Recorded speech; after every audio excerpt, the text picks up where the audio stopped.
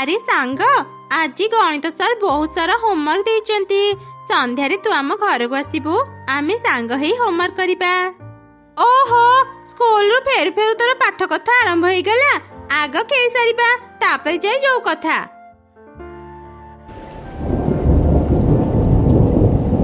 ଏଇ କଣ ଅଚାନକ ବର୍ଷା ଆରମ୍ଭ ହେଇଗଲା? ସାଙ୍ଗ, ବିଜୁଳି ଘଡଘଡି ସମୟରେ ଗଛ ତଳେ ରହିବା ଠିକ ନୁହଁ। ଚାଲ ଶୀଘ୍ର ଘରକୁ ଯିବା। ସାଙ୍ଗ, ବର୍ଷା ବହୁତ ଜୋରେ ହେଉଛି। ଭିଜି ଭିଜି ଗଲେ ମା ଗାଳି ଦେବେ। ସେପଟେ ଦେଖେ, ସେପଟେ ଗୋଟେ ଘର ଅଛି। ଚାଲ ସେଠି ଆଶ୍ରୟ ନେବା। ବର୍ଷା ଟିକେ କମିଗଲେ ଆମେ ଘରକୁ ଯିବା। କିନ୍ତୁ ଆମ ସାଙ୍ଗରେ କେହି ବଡ଼ ନାହାନ୍ତି। ଆମେ କ'ଣ ସେ ଘରକୁ ଯିବାଟା ଠିକ ହେବ? ଆରେ ସାଙ୍ଗ, ମୁଁ ବାପାଙ୍କ ସହ ଏ ରାସ୍ତାରେ ଅନେକ ଥର ଯାଇଛି। ମୁଁ ଦେଖିଛି ସେ ଘରେ ଜଣେ ବୁଢ଼ୀମା ରୁହନ୍ତି। ସେ ଆମକୁ ନିଶ୍ଚୟ ସାହାଯ୍ୟ କରିବେ। ଆଚ୍ଛା ତେବେ ଠିକ ଅଛି, ଚାଲ ଯିବା।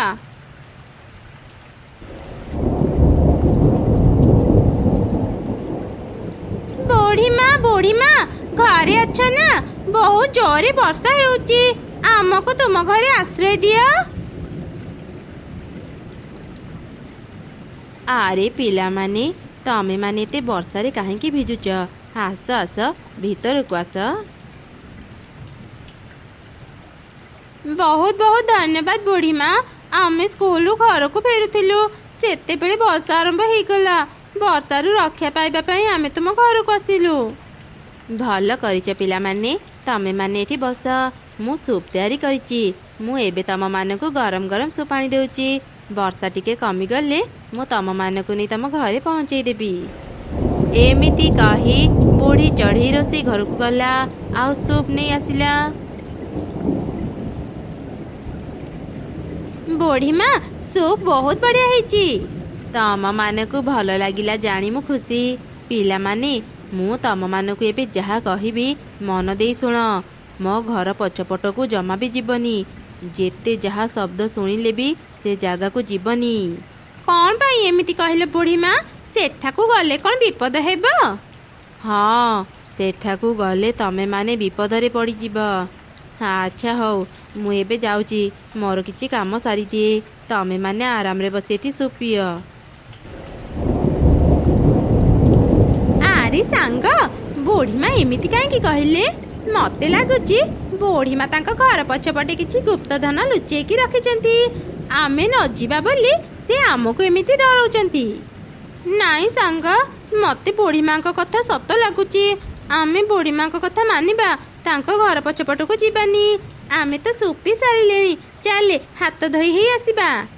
କୋନି, ମୋର ଆଉ ଅଳ୍ପ ବାକି ଅଛି। ତୁ ଯା, ମୁଁ ଟିକେ ପରେ ଯାଉଛି। ଆଚ୍ଛା ଠିକ ଅଛି।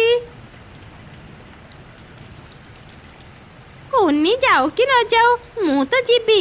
ଆଉ ଦେଖିବି ବୁଢ଼ୀମା ତାଙ୍କ ଘର ପଛପଟେ କ'ଣ ରଖିଛନ୍ତି। ଏମିତି ଚିନ୍ତା କରି କାଉ ଛୁଆ ଘର ପଛପଟକୁ ଗଲା। ଘର ପଛପଟେ ଗୋଟେ ସୁନାର ପିଞ୍ଜରା ଥିଲା। ପିଞ୍ଜରା ଭିତରେ କେହି ନଥିଲେ, କିନ୍ତୁ ପିଞ୍ଜରା ଭିତରୁ ଏକ ଅଦ୍ଭୁତ ଶବ୍ଦ ଶୁଭୁଥିଲା। ଆରେ ଛୋଟ ଝିଅ, ଦେଖୁଛୁ କ'ଣ? ଶୀଘ୍ର ଏ ପିଞ୍ଜରାରୁ କିଛି ସୁନା ନେଇଯା। କେହି ଏକଥା ଜାଣିପାରିବେନି। ପିଞ୍ଜରାରେ ଅନେକ ସୁନା ଅଛି। କିଏ କଥା କହୁଛ? ମୁଁ ତ କାହାକୁ ବି ଦେଖିବାକୁ ପାଉନି। ତୁ ମତେ ଦେଖିପାରିବୁନି, ହେଲେ ମୁଁ ତ ଭଲ ପାଇଁ କହୁଛି। ଏ ପିଞ୍ଜରାରୁ କିଛି ସୁନା ନେଇ ବିକ୍ରି କଲେ ତୁ ଅନେକ ଟଙ୍କା ପାଇବୁ। ଆଉ ସେଇ ଟଙ୍କାରେ ପ୍ରତିଦିନ ଚକୋଲେଟ୍ ଆଇସ୍କ୍ରିମ୍ କିଣି ଖାଇପାରିବୁ। ତୁମେ ସତ କହୁଛ? ମୁଁ ପ୍ରତିଦିନ ଆଇସ୍କ୍ରିମ୍ ଚକୋଲେଟ୍ ଖାଇପାରିବି? ତେବେ ଠିକ ଅଛି, ମୁଁ ଏବେ ପିଞ୍ଜରାରୁ କିଛି ସୁନା ନେଇ ଆସୁଛି। ଏମିତି କାଉଛୁଆ ସୁନା ପିଞ୍ଜରାରୁ କିଛି ସୁନା ବାହାର କରି ନେଇ ଆସିଲା। ହଠାତ୍ ସେ ସୁନା ପିଞ୍ଜରା ଅଦୃଶ୍ୟ ହେଇଗଲା, ଆଉ ତା ଭିତରୁ ଏକ ଭୟଙ୍କର ପିଶାଚି ବାହାରି ଆସିଲା। ପିଶାଚି ଜୋର ଜୋରେ ହସୁଥିଲା। ହା ହା ହା, ମୁଁ ଆଜି ବହୁତ ଖୁସି। ଏତେ ଦିନ ପରେ ମୁଁ ମୁକ୍ତ ହେଇଗଲି। ଇଏ ତ ଗୋଟେ ପିଶାଚି। ବଞ୍ଚାଅ, ମତେ କେହି ବଞ୍ଚାଅ।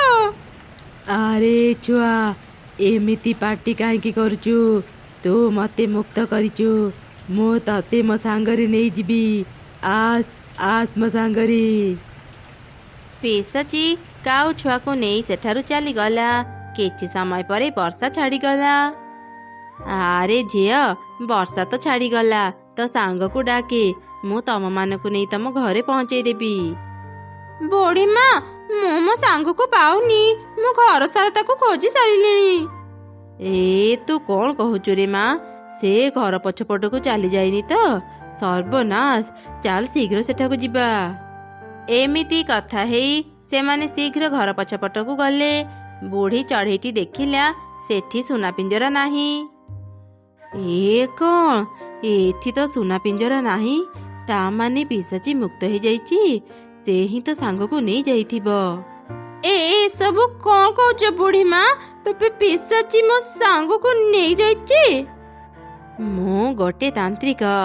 ମୋ ଘର ପଛପଟେ ମୁଁ ଗୋଟେ ଛୁଆଧରା ପିଶାଚିକୁ ପିଞ୍ଜରାରେ ବନ୍ଦୀ କରି ରଖିଥିଲି। ହେଲେ ସେ ପିଶାଚି ଥିଲା ବହୁତ ଶକ୍ତିଶାଳୀ। ସେ ତା ଶକ୍ତିରେ ସାଧାରଣ ପିଞ୍ଜରାକୁ ସୁନା ପିଞ୍ଜରା କରି ସୁନ୍ଦର କରି ସମସ୍ତଙ୍କୁ ତା ପାଖକୁ ଡାକୁଥିଲା। ସେ ଠିକ୍ ଜାଣିଥିଲା, ଯିଏ ବି ସୁନା ପିଞ୍ଜରାକୁ ଧରିବ ପିଶାଚି ମୁକ୍ତ ହେଇଯିବ। କେହି ବି ଏ ଜାଗାକୁ ବେଶୀ ଆସନ୍ତିନି। ଯିଏ ବି ମୋ ଘରକୁ ଆସେ ମୁଁ ତାକୁ ମନା କରି ଘର ପଛପଟକୁ ଯିବା ପାଇଁ। କାଉ ଛୁଆ ମୋ କଥା ନ ମାନି ଚାଲି ଯାଇଥିବ, ଆଉ ସୁନା ଲୋଭରେ ପଡ଼ି ନିଶ୍ଚୟ ସେ ପିଶାଚିକୁ ମୁକ୍ତ କରିଦେଇଥିବ। ବୁଢ଼ୀମା, ମୋ ସାଙ୍ଗକୁ ରକ୍ଷା କର। ତୁ ଚିନ୍ତା କରନି, ମୁଁ ଜାଣେ ସେ ପିଶାଚି ଏବେ କୋଉଠି ଥିବ। ସେ ତା ନେଲ୍ ପଲିସ୍ ଘରେ କାଉ ଛୁଆକୁ ବନ୍ଦୀ କରି ରଖିଥିବ। ନେଲ୍ ପଲିସ୍ ଘରେ ସେ ଯେତେଟା ଛୁଆଙ୍କୁ ବନ୍ଦୀ କରିବ ସେ ସେତିକି ଶକ୍ତିଶାଳୀ ହେବ। ସେ କାଉ ଛୁଆର କିଛି କ୍ଷତି କରିବା ପୂର୍ବରୁ ଚାଲେ ଆମେ ଏବେ ହିଁ ସେଠାକୁ ଯିବା। ଏମିତି କଥା ହେଇ ସେମାନେ ଶୀଘ୍ର ପିଶାଚି ପାଖକୁ ବାହାରି ଗଲେ। ରାସ୍ତାରେ କାଉ ଆଉ ମା ଚଢ଼େଇ ସହ ତାଙ୍କର ଦେଖା ହେଲା। ସେମାନେ ତାଙ୍କ ଛୁଆଙ୍କୁ ଖୋଜୁଥିଲେ। ଆରେ ମା କୁନି, ଚିକି କୁଆଡ଼େ ଗଲା? ତମେ ମାନେ ସ୍କୁଲରୁ ଘରକୁ ନ ଆସି କୁଆଡ଼େ ଚାଲି ଯାଇଥିଲ? ଆମେ କେତେବେଳୁ ତମମାନଙ୍କୁ ଖୋଜୁଛୁ, ଚିକି ଦେଖା ଯାଉନି, ସେ କୁଆଡ଼େ ଗଲା? ଚଢ଼େଇ ଛୁଆ ସେମାନଙ୍କୁ ସବୁ ଘଟଣା କହିଲା। ତୁ କ'ଣ କହୁଛୁ ରେ ମା? ମୋ ଝିଅକୁ ପିଶାଚି ନେଇଯାଇଛି। ତାନ୍ତ୍ରିକ ମା, ମୋ ଝିଅର ଏବେ କ'ଣ ହେବ? ତାକୁ ରକ୍ଷା କର। ତୁ ଧୈର୍ଯ୍ୟ ଧର, ମୁଁ ତ ଝିଅକୁ ରକ୍ଷା କରିବା ପାଇଁ ହିଁ ଏବେ ଯାଉଛି। ତୁ ବି ଆମ ସାଙ୍ଗରେ ଆସେ।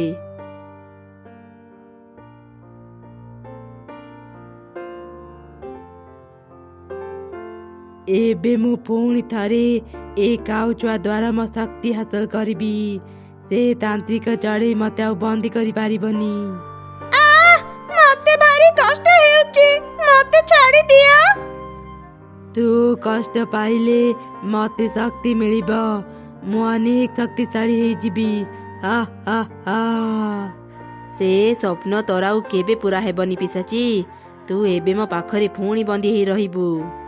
ପିଶାଚି କିଛି କରିବା ପୂର୍ବରୁ ହିଁ ତାନ୍ତ୍ରିକ ଚଢ଼େଇ ତାକୁ ବନ୍ଦୀ କରିଦେଲା ଆଉ କାଉ ଛୁଆକୁ ମୁକ୍ତ କଲା।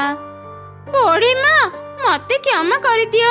ତୁମ କଥା ନ ମାନିବା ପାଇଁ ମୁଁ ଆଜି ବିପଦରେ ପଡ଼ିଗଲି। ଭୁଲରୁ ହିଁ ଶିକ୍ଷା ମିଳେ। ଏବେ ଆଉ ଭୟ ନାହିଁ। ତମେ ମାନେ ଏବେ ଛୁଆଙ୍କୁ ନେଇ ଯାଅ, ମୁଁ ପିଶାଚିକୁ ନେଇ ମୋ ଘରକୁ ଯାଉଛି। ଠିକ୍ ଅଛି ତାନ୍ତ୍ରିକ ମା, ତୁମକୁ ଅନେକ ଅନେକ ଧନ୍ୟବାଦ। ଆଜି ତୁମ ପାଇଁ ମୋ ଝିଅ ମୁକ୍ତ ହେଇପାରିଲା। ଏମିତି ସମସ୍ତେ ନିଜ ନିଜ ଘରକୁ ଚାଲିଗଲେ। ସେମାନେ ଯିବା ପରେ ପରେ ନେଲ୍ ପଲିସ୍ ଘର ବି ଅଦୃଶ୍ୟ ହେଇଗଲା।